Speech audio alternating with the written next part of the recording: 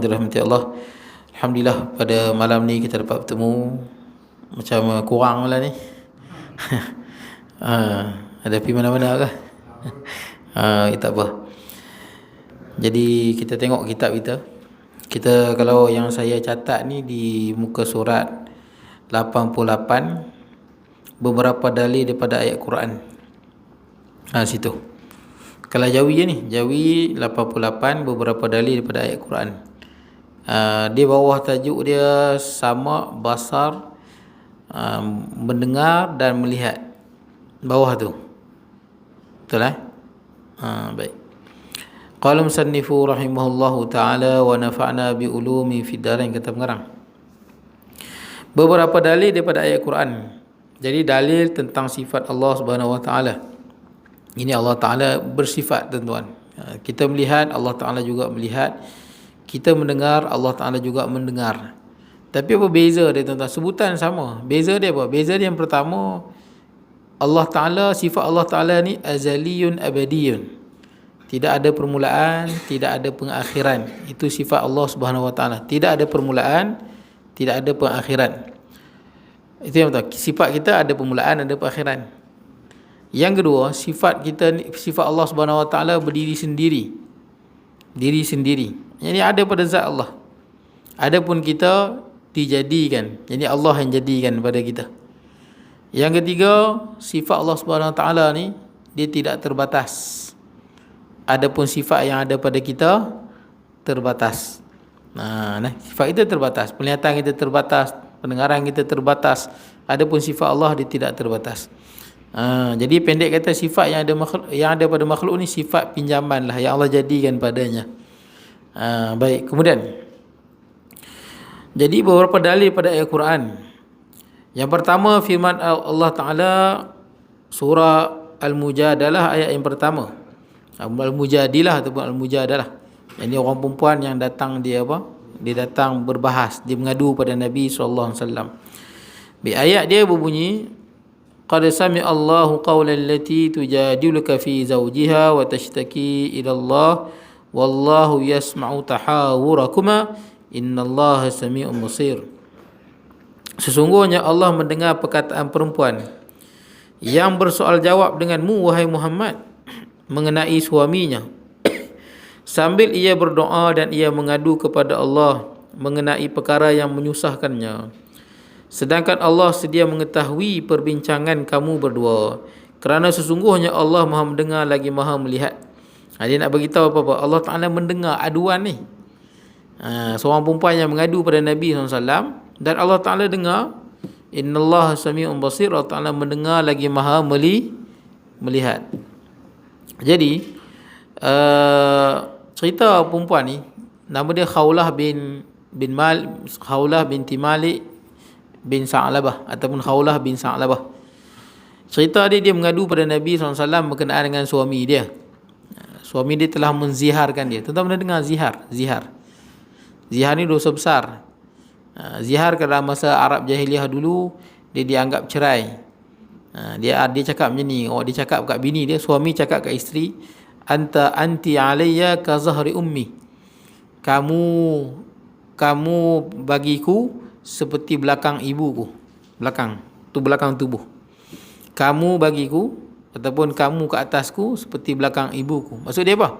Macam mana aku tak lalu bersetubuh dengan dengan isteri, dengan ibuku, macam itulah aku tak lalu nak bersetubuh dengan. Itu mana dia?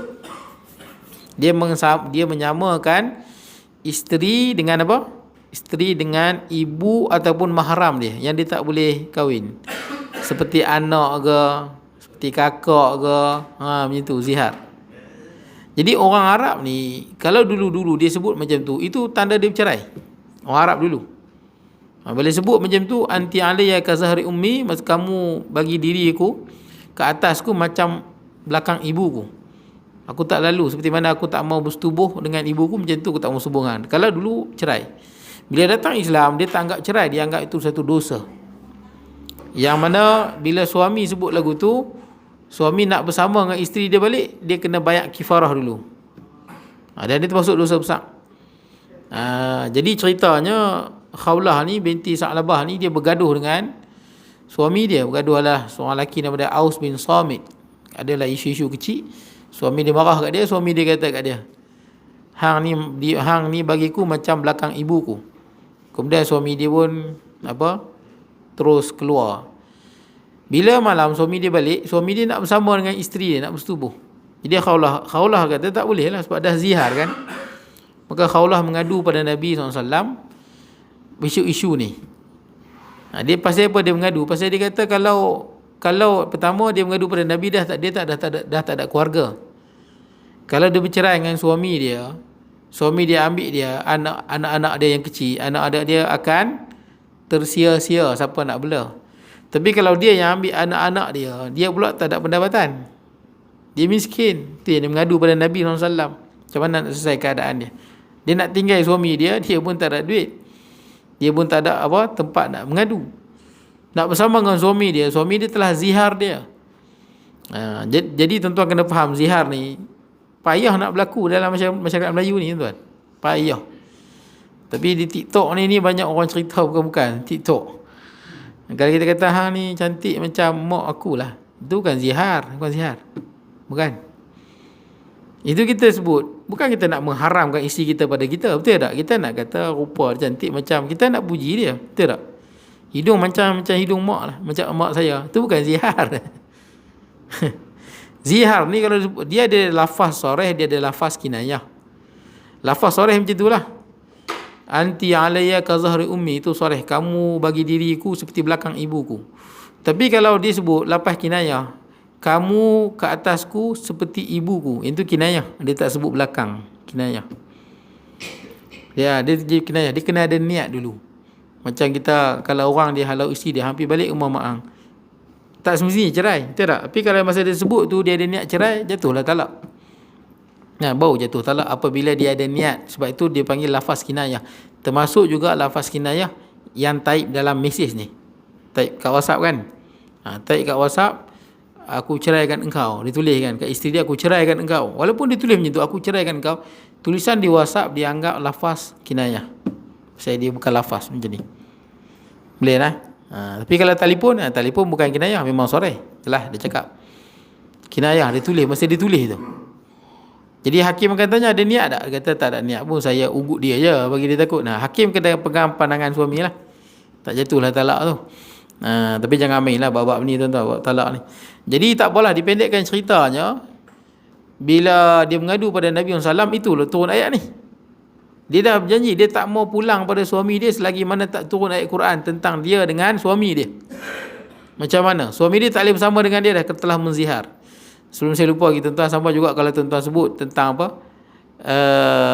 macam tadi rupa ke, tangan ke, hidung ke, tuan-tuan sebut macam tu, tuan-tuan nak puji je, pandai masak ke, itu tak jadi zihar tuan-tuan. Pendek kata, dalam masyarakat Melayu ni payah nak jadi zihar sebenarnya. Sebab tak ada dalam bahasa Melayu kita menggunakan zihar. Zihar ni masyarakat Arab jahiliyah, dia adalah zihar. Masyarakat Melayu ni susah nak kata tuan-tuan, susah nak sebut lagu tu. Dan kita pun tak guna lafaz belakang tu, betul? Kita tak guna lafaz belakang ibu, betul? Dia tak guna lafaz tu. Lafaz tu pun tak dikenali tuan-tuan. Baik, sebab tu dia kena, orang panggil apa, dalam kaedah dia tuan-tuan, kalau kita tahu hukum zihar, dan kita sebut lagu tu, memang kita pasal kita meluat dengan bini kita tak mau bersama dengan dia, baru jadi hukum zihar. Faham tak?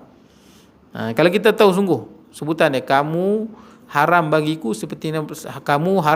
atau ke atas diriku seperti mana belakang ibuku. Kita cakap kat isteri kita, memang kita niat macam masyarakat Arab jahiliah. Padahal benda ni tak ada tuan-tuan dalam masyarakat Melayu. Susahlah nak jadi zihar tu. Baik. Dia menyamakan dengan niat untuk menceraikan, ataupun niat dia tak mau bersama dengan isteri dia, baru jadi zihar. Ada orang kadang-kadang panggil umi pun tak boleh, panggil umi kan. Umi kan mak kita, mak aku. Kita panggil isteri kita umi, betul tak? Kan ada orang panggil kan, mak hang, ni ikut orang kan. Ayah hang, ayah tu apa? Hang apa? Ayah hang, mak hang. Tak apa tuan, dipendekkan cerita dia. Umi, setengah orang dia panggil umi. Setengah orang dia panggil isteri dia, kalau berdua-dua romantik dia panggil lah sayang. Tapi depan anak takkan nak panggil sayang kot. Sayang, malu dah pula kan. Dah tua-tua sayang. Apa ni? Jadi dia ubahlah. Mungkin dia panggil Umi. Pasal apa? Pasal anak panggil mak Umi. Betul tak? Dia panggil Umi. Ada seorang kata, oh zihar. Pasal apa zihar? Hang panggil mak hang Umi lah. Mana ada zihar? Itu di TikTok yang tu pun jadi zihar. Yang hang berjalan macam mak berjalan lah. Tak, tu bukan zihar. Cara bukan nak sebut nak kata hang aku tak lalu nak bersetubuh dengan hang sebagaimana aku tak lalu bersetubuh dengan isteri aku, ataupun sebagaimana hang haram aku haram bersetubuh dengan ibu aku, macam tu aku haram bersetubuh, aku tak mau bersetubuh dengan hang. Bukan itu maksud dia. Boleh lah. Jadi hukum zihar ni satu hukum yang susah berlaku lah tuan, dalam masyarakat Melayu ni susah berlaku. Jadi yang orang nak cerita di TikTok tu banyak yang silap lah tuan-tuan. Dia tersilap. Jadi tuan-tuan, kalau tuan-tuan panggil bini tuan-tuan Umi, wahai mak kan, mak, itu gelaran ni, betul tak kan? Gelaran, bukan zihar. Baik tuan-tuan, jadi zihar ni apa hukum dia? Dan saya tak pernah dengar lah berlaku di tanah Melayu ni. Saya tak pernah dengar tuan-tuan, tak pernah dengar kes zihar ni, tak pernah dengar langsung. Baik. Sebab tu kalau dia kata tangan, kita kata kat bini kita lah, tangan macam tangan mak lah, nampak betul kan? Tangan macam tangan mak. Bukan lafaz tu lafaz kinayah. Kalau nak kata pun lafaz kinayah, nampak macam arwah mata mak saya. Bukanlah kita nak kita tak mau bersetubuh dengan dia seperti mana kita tak mau bersetubuh dengan mak kita. Bukan. Kita kata rupa dia macam itu saja. Maksud dia lain tu. Tak sama. Mata je sama, tu bukan zihar. Baik. Kalau nak kata zihar pun itu lafaz kinayah, perlukan kepada niat. Boleh lah, dia ada niat. Kita nak niat apa? Masyarakat Melayu pun tak ada zihar tu. Niat tak ada niat tuan-tuan. Niat tu takkan terbina pasal zihar tidak ada dalam masyarakat Melayu. Jadi tuan-tuan, kalau jadi zihar ni nak buat apa? Pertama, zihar dosa besar. Jangan sebut zihar. Kalau tak mau isteri, jangan zihar. Itu perkataan yang dosa besar. Kenapa dia kata dosa besar? Yalah, mana sama? Isteri, ibu-ibu, betul tak? Mana boleh samakan antara isteri dengan ibu? Ibu yang melahirkan kita. Isteri lah. Kenapa sebut isteri macam mak? Betul tak? Ini satu percakapan yang berdosa dan dusta. Dosa besar. Kalau disebut kalau dia nak bersama balik dengan isteri dia, dia talak tak jatuh. Tapi dia tak boleh berkumpul dengan isteri dia, tak boleh bersama dengan isteri dia sampai dia bayar kifarah, bebaskan hamba. Yang kedua puasa 2 bulan berturut-turut. Puasa 2 bulan berturut. Ni suami ya, isteri tak kena. 2 bulan berturut-turut. Yang ketiga, kalau tak boleh juga, barulah bagi makan 60 fakir miskin. 60 fakir miskin. Jadi cerita Khawlah binti Sa'labah ni, dia minta suami dia kalau nak bersama balik dengan dia, macam tu, kena bebaskan hamba. Suami dia tak ada, miskin.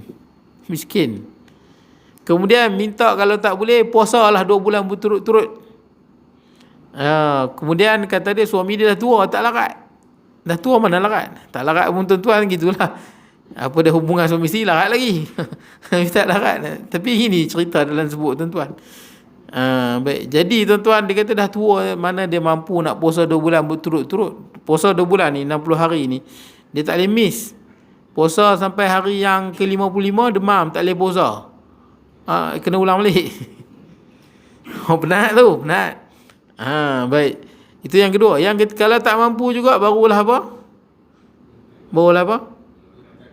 bagi makan fakir miskin 60 orang.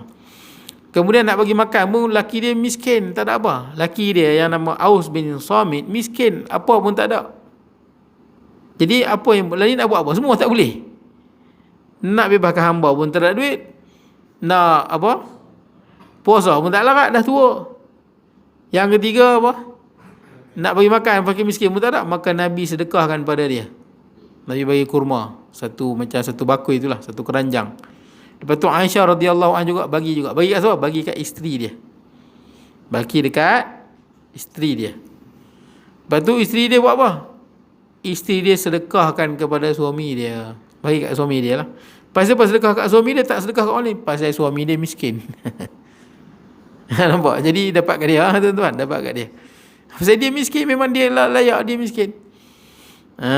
Sama juga cerita yang suami isteri, yang seorang suami yang terlanjur dengan isteri dia siang hari bulan Ramadan. Sama juga, siang hari di bulan Ramadan dia terlanjur. Jadi dia bersetubuh dengan isteri dia. Isteri tak kena. Isteri kok mana pun tak kena. Yang kena suami. Sebab dia kalau suami tak mau, tak jadi. Betul tak? Suami tak mau, tak jadi. Hatta kalau ulama fiqh sebut, kalau isteri ikat suami pun, isteri ikat suami. Kalau jadi macam tu lah, tetap suami juga kena. Jadi dia kena yang pertama bebaskan hamba. Yang kedua, apa dia? Puasa 2 bulan berturut-turut. Sama tuan-tuan, kifarah apa? Terlanjur suami isteri siang hari bulan Ramadan sama dengan ni lah. Sama dengan kifarah zihar. Dia kena puasa 2 bulan berturut-turut 60 hari straight. Kalau tak mampu, barulah dia bagi makan 60 fakir miskin. Ada seorang sahabat Nabi, dia terlanjur mengadu kat Nabi. Nabi kata kena apa? Bebaskan hamba. Dia tak ada apa? Dia tak ada hamba, miskin. Hamba mahal. Kemudian suruh dia puasa. Dia kata aku dah tua tak larat. Tu saya kata tua tak larat tapi buat benda tu larat lagi. Tapi dia mengadu macam tu. Dalam hadis begitu, dia tak larat. Dia beritahu pada Nabi dia dah tak larat puasa dah. Nak puasa 60 hari berturut-turut dia tak mampu. Maka bila dia tak mampu, maka Nabi kata kena apa? Infakkan harta, beri makan 60 fakir miskin. Dia kata nak bagi apa? Kat Madinah ni aku antara orang paling miskin sekali. Orang miskin tuan-tuan. Aku orang paling miskin sekali. Last sekali tuan-tuan apa dia? Dapatlah 60 tu kat dia. Betul tak? Yang tu dapat kat dia. Dia dapat pada dia. Nabi dengan para sahabat kumpul bagi kat dia kurma tu. Kemudian nak infak kat siapa? Dia yang paling miskin. Ambil kat dia. Dia nak infak kat siapa? Dia dah dapat 60 kurma tu untuk 60 fakir miskin. Dia nak infak pada siapa? Pada orang miskin. Dia paling miskin. Dapat kat dia. Kira infak kat diri dia. Begitu. Baik tuan-tuan, kemudian itu cerita zihar lah. Baik, yang kedua, firman Allah ayat 80 surah Az-Zukhruf. Am yahsabuna anna la nasma'u sirrahum wa najwahum bala rusuluna ladaihim yaktubun. Maksudnya, apakah mereka menyangka bahawa kami tidak mendengar rahsia mereka, apa yang sembunyi dalam hati, dan bisikan mereka apa yang mereka berbisik sama sendiri. Tidak sebagaimana yang mereka sangkakan, bahkan utusan-utusan kami, malaikat yang menjaga mereka, ada menulis apa yang mereka lakukan. Malaikat tulis. Allah Ta'ala tahu. Mana yang lebih tahu antara Allah dengan malaikat? Allah lebih tahu. Malaikat hanya tahu zahir. Allah mengetahui zahir dan batin. Malaikat hanya dengar perbualan lisan. Allah mendengar hak dalam. Hak dalam ni hanya Allah yang dengar. Terutamanya bisikan dalam hati ni. Malaikat tak dengar. Malaikat tak catat hak dalam ni. Malaikat catat hak dalam sini saja. Sebab malaikat catat hak yang ni, malaikat ini hak zahir. Adapun yang hak batin, sebab tu hati rahsia kita dengan Allah Subhanahu Wa Taala. Hati ni yang tuan-tuan duk berbisik-bisik, orang tak tahu, hanya Allah Subhanahu Wa Taala je tahu. Malaikat pun tak catat. Habis tu kenapa malaikat tulis? Dan Allah Ta'ala tahu, sebagai bukti dan saksi. Akhirat nanti, ni. Betul tak? Catatan amalan. Kalau tak, pakat mohong. Betul tak kan? Tak ada, mana ada? Tak ada, mana ada? Oh, ni catatan amalan pun ada. Bukan sekadar catatan amalan, malaikat ada. Malah kaki, tangan, paha kita menjadi saksi. Betul tak? Tangan, kaki jadi saksi pula. Pasal ada setengah orang je lah, bila terdesak, dia tipu. Ni catatan amalan pun ada, malah saksi daripada anggota kita pun ada. Baik, kemudian firman Allah Ta'ala lagi ayat 46 surah Taha. Allah berfirman kepada ni Nabi Musa dengan Harun. Qala la takhafa innani ma'akuma asma'u wa ara. Maksudnya Allah berfirman, janganlah kamu berdua Musa dan Harun merasa takut untuk menegaskan kepada Firaun tentang kerasulan kamu, kerana sesungguhnya aku bersama-sama kamu berdua mendengar dan melihat. Innani ma'akuma asma'u wa ara. Jadi tuan-tuan, bersama di sini tuan-tuan, dia banyak maksud dia. Boleh bersama ni duduk tuan-tuan bersama ni, duduk bersama dia panggil. Boleh juga dia panggil ma'iyah dengan ilmu. Betul tak? Ma'iyah dengan ilmu. Maksudnya aku bersama dengan kau, maksudnya aku sokong hang. Kita dekat pejabat ada 2 tim. Tim ni sokong ni, tim ni sokong ni. Kita kata aku bersama dengan hang. Aku bersama dengan sokongan. Boleh Sama juga, itu kita panggil, kalau bahasa kita panggil majas. Ataupun nak panggil hakikat luawi ke, bukan luawi ke. Itu dia tuan-tuan makna ni. Dia ada 2 makna. Boleh lah. Macam bila kita sebut pada Allah atas arash, dia ada 2 makna. Satu, atas yang layak bagi dia, bukan zat di atas tu. Satu lagi atas yang macam makhluk. Atas macam makhluk macam mana? Zat dia atas tu. Itu atas macam makhluk. Macam mana botol ni atas meja ni. Ini atas macam atas makhluk. Boleh lah. Maksud dia zat botol ni atas meja ni. Tapi bila sebut Allah atas arash, seperti mana yang layak dengan kebesaran ni, bukan makna zat dia duduk atas tu. Kerana Allah Ta'ala tidak berhajat kepada tempat dan masa. Jadi atas pada arash, atas yang layak bagi kebesaran dan keagungan Allah Subhanahu Wa Ta'ala. Boleh jadi atas itu dengan kekuasaan dia, dengan kebesaran dia. Apa panggil? Ulul qahri wa sultan panggil. Atas dengan kekuasaan dan pemerintahan. Boleh juga. Maksud dia. Ataupun atas yang layak, kita tak sebut atas apa. Tapi yang pasti kita tak kata atas zat, sebab itu atas makhluk. Tak, makhluk di atas makhluk yang lain, itu atas zat. Boleh lah. Monyet atas pokok. Monyet atas pokok sungguh lah. Jangan sama ke atas Allah atas arash seperti mana makhluk berada di atas sesuatu. Itu makna yang ada pada makhluk. Jaga-jaga lah. Baik. Jadi tuan-tuan, di sini bersama di sini bukan Allah, zat Allah bersama dengan Nabi Musa dengan Nabi Harun, bukan. Tapi bersama dengan ilmu. Itu panggil asma'u wa ara. Aku mendengar dan aku melihat. Aku mendengar dan aku melihat. Dua sekali, mendengar dan melihat. Ini Allah Ta'ala tahu. Allah Ta'ala dengar dan Allah Ta'ala melihat. Dalil dia itulah asma'u wa ara. Aku mendengar dan aku melihat. Jadi apa yang kita sebut dalam hati kita, apa yang kita bercakap, Allah Ta'ala mendengar dan Allah Ta'ala melihat. Baik, kemudian maksudnya Allah baik. Firmannya lagi, dia sebab ayat ni Nabi Musa dengan Nabi Harun takut nak jumpa siapa? Firaun. Turun ayat ni Allah tenangkan. Dan takut, innani ma'akuma asma'u wa ara. Aku bersama kamu berdua, aku mendengar dan aku melihat. Firmannya lagi ayat 26 surah Al-Kahf, qulillahu a'lamu bima labithu lahu ghaibus samawati wal ard absir bihi wa asma' ma lahum min dunihi min waliyyin wa la yusyriku fi hukmihi ahada. Katakanlah hai Muhammad bahawa Allah lebih mengetahui berapa lama mereka tidur dalam gua. Baginya perkara-perkara gaib di langit dan di bumi.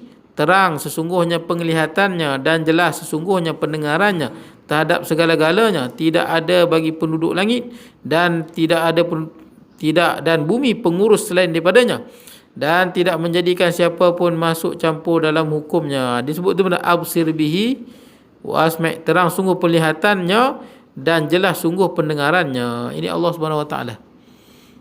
Terang sungguh penglihatan Allah, jelas sungguh pendengaran Allah Subhanahu Wa Ta'ala. Baik. Habis tuan-tuan. Itulah dalil-dalil berkenaan dengan daripada dalil ayat Quran ini tuan-tuan, jelas Allah Ta'ala melihat dan Allah Ta'ala mendengar. Siapa yang kata Allah Ta'ala buta, dia kufur.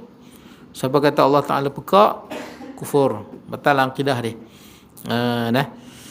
Baik, seperti mana ajaran New Age, jaga-jaga ajaran New Age. Ajaran apa yang mengatakan alam ni dikuasai, diperintah oleh universe. Universe ni apa? Universe alam semesta. Semesta alam. Dia yang merintah. Semesta alam ni satu makhluk yang dia tak berakal. Makhluk yang tak tahu apa. Tapi dia yang memerintah alam. Makhluk ni tak kerti apa, dia tak tahu apa. Dia cuma makhluk ni universe ni lah, Tuhan ni lah penguasa universe ni lah, alam semesta ni katanya, alam ni, alam semesta ni, terutama bila universe ni merujuk pada langit. Dia tak faham, dia tak tahu apa dan dia tak kerti apa.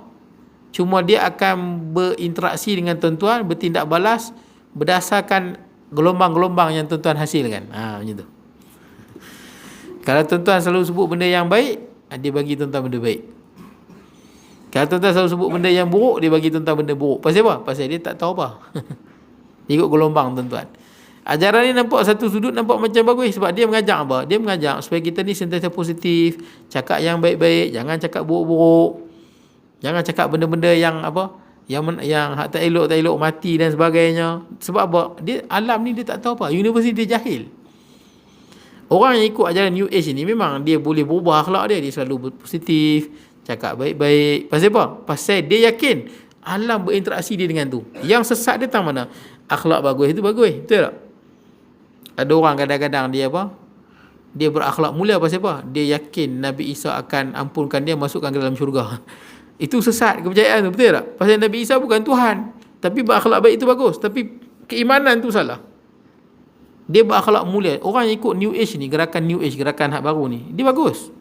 Soalnya daripada yang tak positif jadi positif, selalu cakap baik-baik, tak mau cakap buruk-buruk, dia jadi bagus. Tapi sesatnya bila dia percaya universe tu yang berinteraksi dengan dia, yang memberi bukan Allah, itu sesat dia, percayaan dia. Jadi tuan-tuan, sebab tu ramai je orang percaya. Tu yang orang Cina tak mau nombor 4. Nombor 4 orang Cina kata apa? Mati pun dekat-dekat kan, dia macam tu lah, dekat-dekat. Jadi dia kata takut nanti alam ni dia tak faham. Betul tak kan? Kita nak kata apa? Kita kena kata nombor 4, tapi alam faham, mati. Yang dia bagi mati ya. Universe tu tak faham, dia kata. Jangan sebut perkataan yang hampir-hampir. Lagi satu apa? Warna apa yang dia suka? 8 orang dia berkata apa? Ha? Sama bunyi dia dengan apa? Ada kebahagiaan ke kemewahan, macam itulah. Bunyi dia hampir sama. Bahasa dia lah. Jadi itu yang dia apa? Itu yang dia suka. Walaupun dia ada dua makna, satu 8, satu lagi kekayaan kemewahan, ya, bunyi sebutan hampir sama. Jadi bagi dia, alam ni tak tahu apa. Hampa duk sebut 888, alam dengar 8888, oh nanti dia bagilah kaya. Sebab alam tak tahu apa. Universe tu jahil. Ini kepercayaan sesat.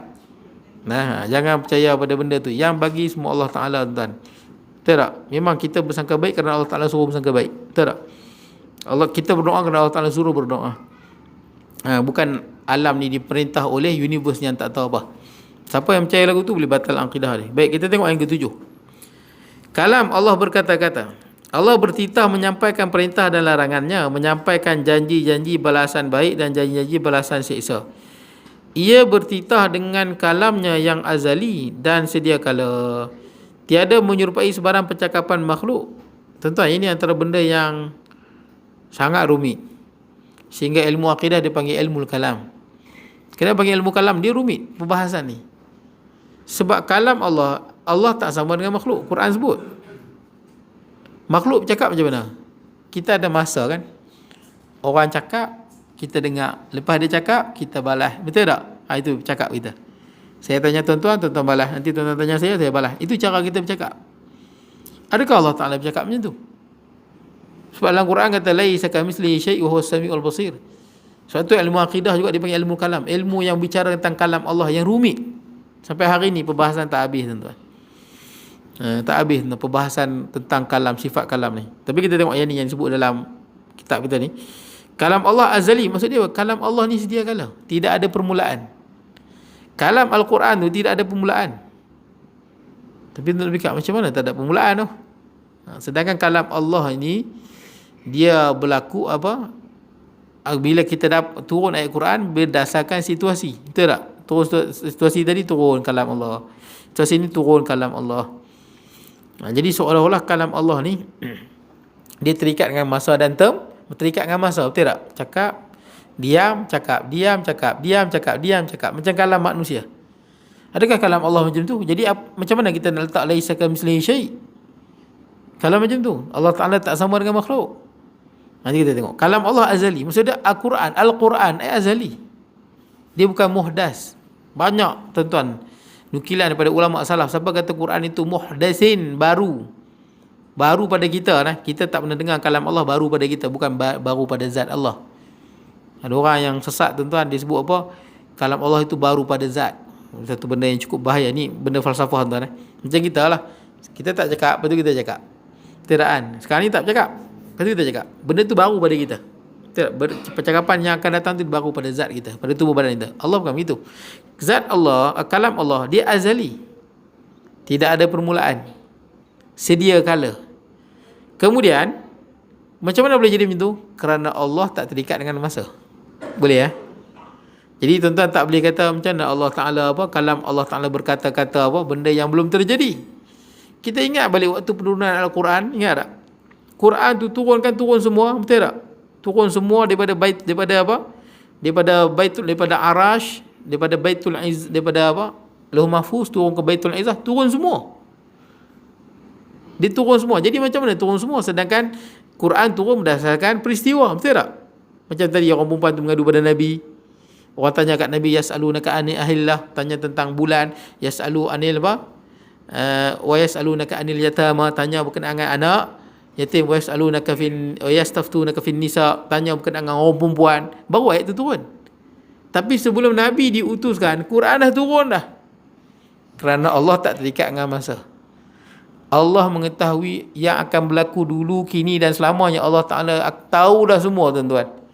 Kita tak tahu esok jadi apa, lusa jadi apa. Sebab tu kalam Allah dah ada sebelum peristiwa tu berlaku.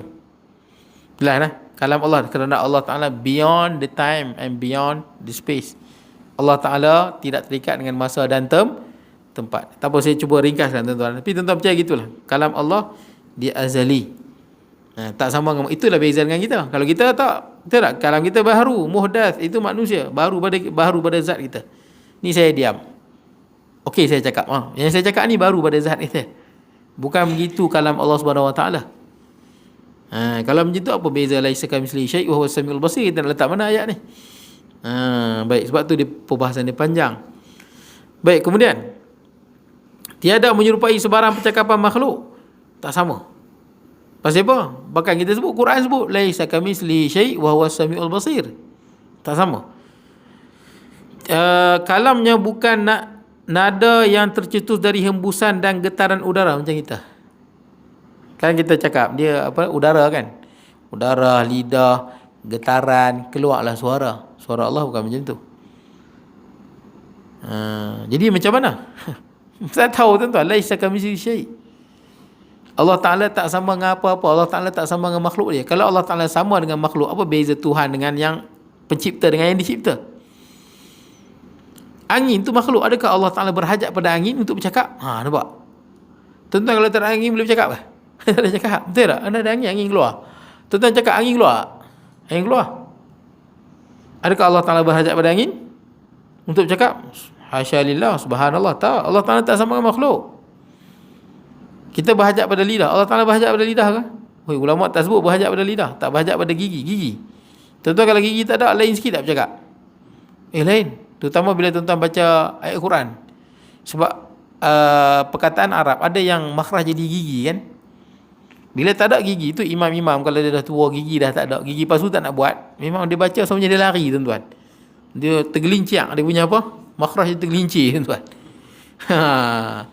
Jadi dia tak ada gigi tak apa, dia buat gigi palsu supaya makhraj tak lari.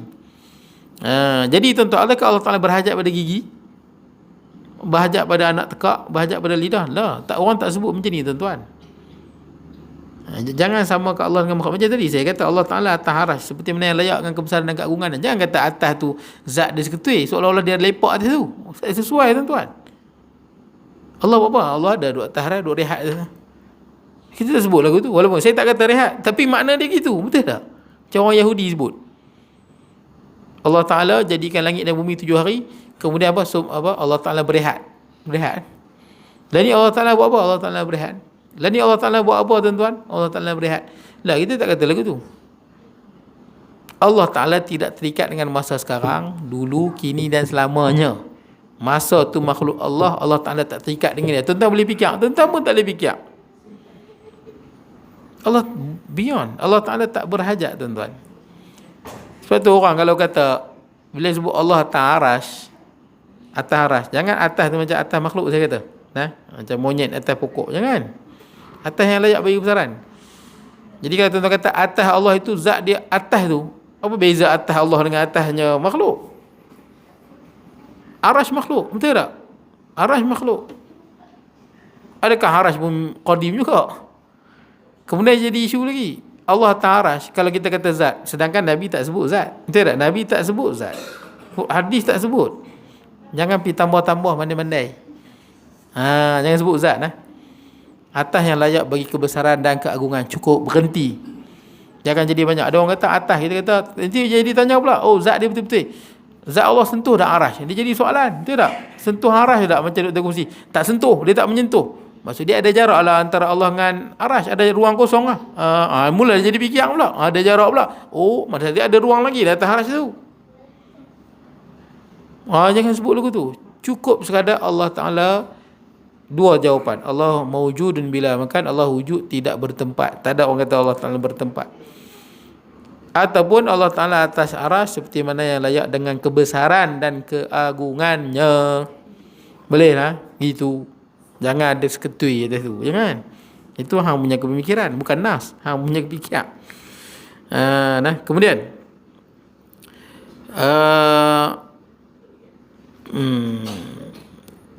atau tercetus dari pergeseran jirim. Jirim lah, lidah kita jirim lah. Ni lidah kita bergeser dengan gigi dan sebagainya, keluar suara. Dan bukan pula tersusun dari huruf-huruf yang terjadi dari segi gerakan bibir dan lidah, tidak berhuruf dan tidak bersuara. Ini jadi isu ni. Tuan. Kalam Allah tidak berhuruf dan tidak bersuara. Habis tu saya baca Quran, tuan-tuan dengar. Yang tuan-tuan dengar tu bahasa saya punya suara. Betul tak? Itu bukan suara Allah. Suara siapa? Suara saya. Nah, bila saya baca suara saya, tuan-tuan baca suara tuan-tuan. Yang mana satu? Suara Allah, suara kita. Boleh lah, itu suara kita. Habis tu tak berhuruf. Dalam Quran ada huruf. Betul tak? Bila kita baca ada suara, bila ditulis adalah huruf. Dia begini tuan-tuan, bila kita sebut kalam, dia merujuk pada apa? Makna yang kita faham, betul tak? Sebab tu bila kita tengok perkataan kalam, ayat Quran, ada dalam bahasa Arab tak? Ada dalam bahasa Arab. Ada dalam bahasa Melayu tak? Ada dalam bahasa Melayu. Ada dalam bahasa Inggeris tak? Ada dalam bahasa Inggeris. Kita tak tengok Quran bahasa Arab, bahasa Inggeris, bahasa apa-apa. Yang kita tengok apa? Makna yang dia disampaikan tu. Betul tak? Apa makna yang Allah Ta'ala nak sampaikan? Itulah kalam tu. Faham lah? Kalam tu benda yang kita faham. Sebab tu bila kita baca surat, kita dapat surat. Yang benda yang kita fikir apa? Isi kandungan dia ke kita dah fikir, oh dalam bahasa Melayu tu. Memanglah bahasa Melayu, tapi yang kita tahu intipati dia nak suruh apa dalam tu. Betul tak? Apa arahan dia? Tulislah bahasa Melayu ke, bahasa Arab ke, bahasa apa ke tuan-tuan. Tapi makna dia tu. Tapi kenapa diturunkan daripada langit dalam bahasa Arab? Betul tak? Makna tu dalam bahasa Arab. Kenapa diturunkan bahasa Arab? Sebab bahasa Arab ni dia lebih hebat berbanding dengan bahasa lain. Jadi kelebihan dia. Walaupun kitab yang lain, tengok kitab lain bukan bahasa Arab. Jadi Allah Ta'ala cakap bahasa Arab ke? Lepas tu kitab Taurat bukan bahasa Arab lah. Kitab Taurat bahasa apa? Bahasa Ibrani. Ada Suryani. Bukan. Dia bila makna tu diterjemahkan dalam bahasa Inggeris. Bahasa Inggeris lah. Makna tu diterjemahkan dalam bahasa Ibrani lah. Tapi poin dia apa? Mesej nak disampaikan tu, itulah makna dia. Itulah pegangan ahli sunnah wal jamaah. Nah, makna tu. Tuan-tuan boleh tengok lampu isyarat warna hijau. Makna dia apa? Jalan. Dia cakap apa? Weh jalan. Dia cakap. Tuan-tuan faham? Oh, jalan. Itulah kalam. Makna yang nak disampaikan kepada tuan-tuan. Sebab tu Al-Quran kadang-kadang sampai dekat Nabi, bukan Nabi dengar pada Jibril. Betul tak? Ada yang Quran sampai pada Nabi. Nabi berpeluh. Ada 3 cara kan? Nabi berpeluh-peluh. Berpeluh-peluh. Lepas tu Quran dah ada dalam dada Nabi. Nabi pun sampaikan. Betul tak? Susunan tu memang Allah Ta'ala yang susun lah. Susunan dia, makna dan lafaz dia memang daripada Allah begitu. Dia bermukjizat. Dia daripada Allah. Tapi nak menyampaikan makna dia. Yang kita tengok mesej dia tu. Betul tak? Apa yang dia nak sampaikan? Boleh lah. Makna yang disampaikan. Itu tuan-tuan tengok lampu isyarat. Tuan tengok hijau. Tuan tahu. Tuan tengok warna merah. Makna dia apa? Berhenti. Warna oranye. Oranye. Tekan minyak kuat-kuat. Oranye tekan minyak. Warna merah oranye ni kalau jauh bersedia untuk berhenti. Kalau ada dekat janganlah berhenti tengah jalan lah. Betul tak kan? Tengok yang mana satu. Tapi kita biasanya kalau oranye lagi laju kita tekan. Betul tak kan? Itu kita punya faham tuan-tuan. Itulah kalam bahasa isyarat. Betul tak kan? Saya tak faham langsung bahasa isyarat dalam TV. Tak faham. Tengok bahasa isyarat. Apa benda dia cakap? Tapi dia ada makna. Orang yang mengaji dia tahu. Betul tak? Mengaji dia tahu. Dia ada makna dia. Tuan-tuan tanya saya, macam mana Ustaz bahasa isyarat? Saya nak pergi ke kedai nak makan nasi goreng. Mana saya tahu? Saya tak mengaji. Bukan makna bahasa isyarat tu tak ada. Syarat tu memang ada. Nah. Jadi tuan-tuan, tapi yang penting makna tu sampai tak? Betul tak? Orang bisu baca Quran macam mana? Syarat dia nak faham. Sampai tak makna tu? Sampai. Dia makna tu kita nak faham. Alhamdulillah Rabbil Alamin. Segala puji bagi Tuhan sekalian alam. Makna yang tuan-tuan faham itulah kalam Allah. Boleh? Itulah kalam Allah. Baik.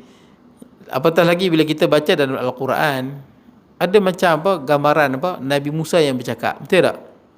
Ada macam ayat yang macam Firaun yang bercakap. Betul tak? Ada ayat yang macam ada ayat macam Firaun. Qala ana rabbukumul a'la. Ada yang ayat iblis bercakap. Betul tak? Ayat tu. Adakah ayat itu Allah yang lafazkan? Macam kita lafaz? Tak. Makna tu yang Allah sampaikan. Makna tu sampai pada kita faham apa yang berlaku dahulu. Makna tu yang berdiri pada zat. Kan saya buat macam ni kat tuan-tuan. Apa ni? Ni. Bagus. Macam ni? Tak bagus.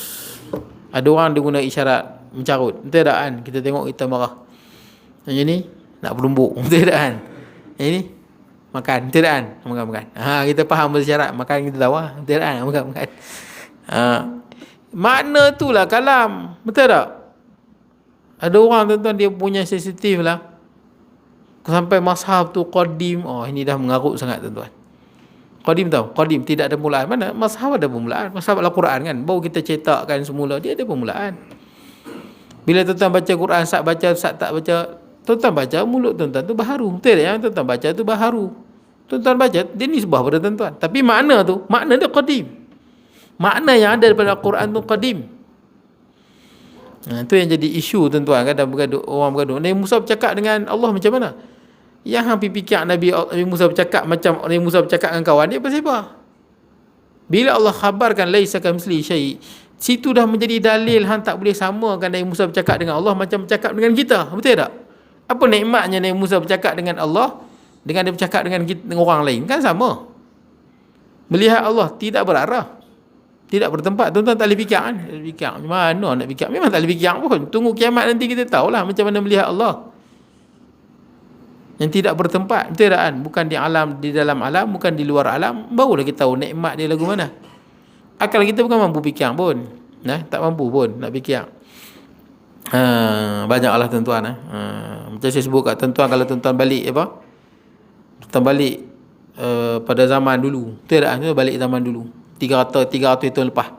Termasuk dalam mesin masa balik zaman dahulu. Tuan-tuan bercerita kat orang zaman dahulu, besi boleh terbang. Orang percaya?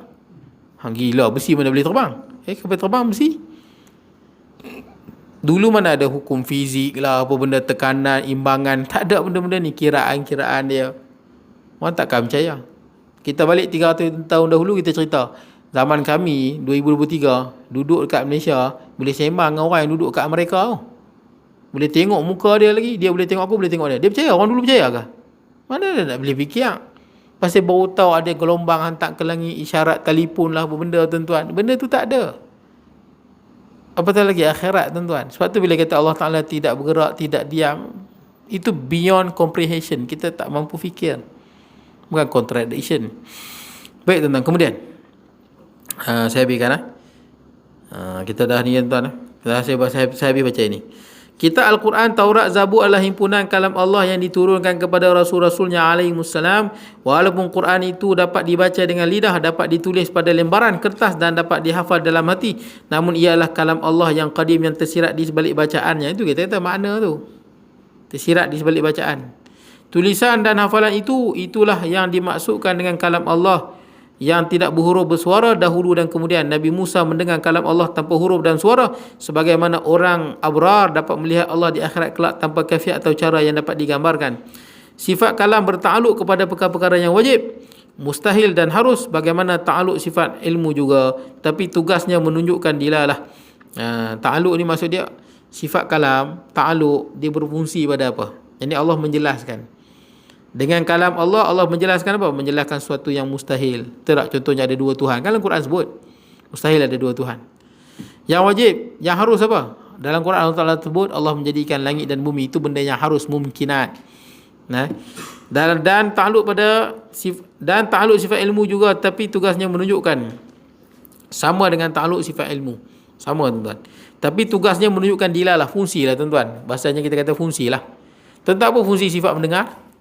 Nak mendengar, betul lah, itu kata fungsi. Itu dia kata takluk. Takluk tu bahasa fungsi lah. Bahasa kita mudah fungsi. Dia berkaitan dengan apa? Sifat mendengar, mendengar sesuatu. Betul tak? Sifat melihat, melihat sesuatu. Itu dipanggil ta'aluk. Ta'aluk sifat pada apa? Baik. Kemudian, sebagaimana sifat ta'aluk ilmu juga, baik, dilalah. Dilalah ni maksudnya menunjukkan. Apa maksud menunjukkan? Dalam Al-Quran, Allah menunjukkan hidayah pada manusia. Tu kata menunjukkan. Dalam Quran kan ada hidayah. Menunjuk manusia ke jalan yang benar dengan Al-Quran. Habis tuan. Akan datang kita sambung beberapa dalil pada ayat Quran. Beberapa dalil daripada ayat Al-Quran. Cukup tuan-tuan, saya mohon maaf kalau kekurangan dan sebagainya. Mudah-mudahan kita semua mendapat rahmat keberkatan daripada Allah Subhanahu wa taala. Qul qawli hadza wa astaghfirullahal azim li wa lakum sa'il muslimina wal muslimat wal mu'minina wal mu'minat. Bismillahirrahmanirrahim. Allahumma ij'al jam'ana hadza jam'an tafarraqana ba'da tafarraqan ma'suma wa la taj'al minna shaqiyya wa la mahmula matula wa sallallahu nabiyina Muhammad wa ala alihi wa sahbihi barik wa sallam. Alhamdulillahirabbil alamin.